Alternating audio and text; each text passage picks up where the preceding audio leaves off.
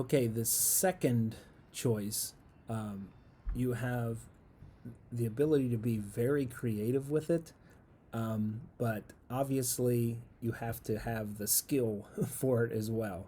A couple of these things I think I could do because I know how to do videos and different things like that.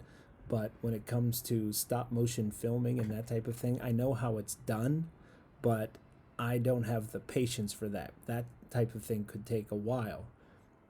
However, I know there are some of you who have done it before and you're very good at it, and if that's the way you want to go, that's totally fine. So for the second choice, you choose one of those scenes, like I mentioned in the first choice. So if you click on that link, it's going to take you to all of these different scenes. It's 2 pages of scenes that you can choose from.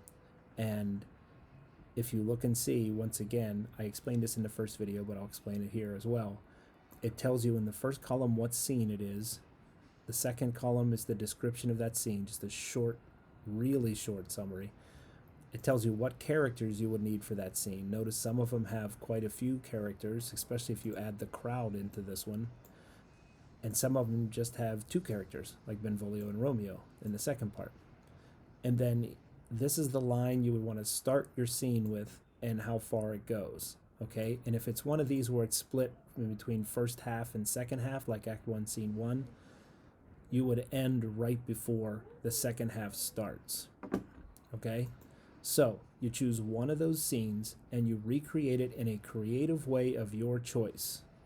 You can create it in one of the following or one that I didn't list. Somebody messaged me earlier and said they wanted to do something with some building materials or Legos or something that they have in their house, and that would also be totally fine. Okay, you can see that some of the options I came up with was a stop motion film, cartoon. There's some people creating cartoons, maybe doing drawings and then filming those and putting like voice work behind it. I'll leave that up to you. A comic strip, and I've seen people kind of combine these, and they would draw out a comic strip and just hold one scene in front of the camera and then say the lines, and then they would switch to another one and say those lines, and then you just put them all together. I have here is a video in your home using stuffed animals or pets or family members as actors in that. That should be fun to watch, especially if you're, once again, trying to get a dog or a cat to act like Benvolio or something. You can do a music composition if you want to. And what I would do for that, there's some people who are extremely musically inclined, and I love listening to music. So there are some people who might be able to come up with a song. They play it on their piano or whatever it is, and they do it along with what's happening in the scene.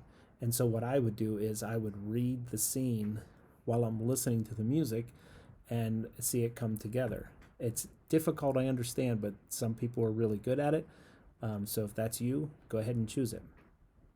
And then for the last one, I put interpretive dance.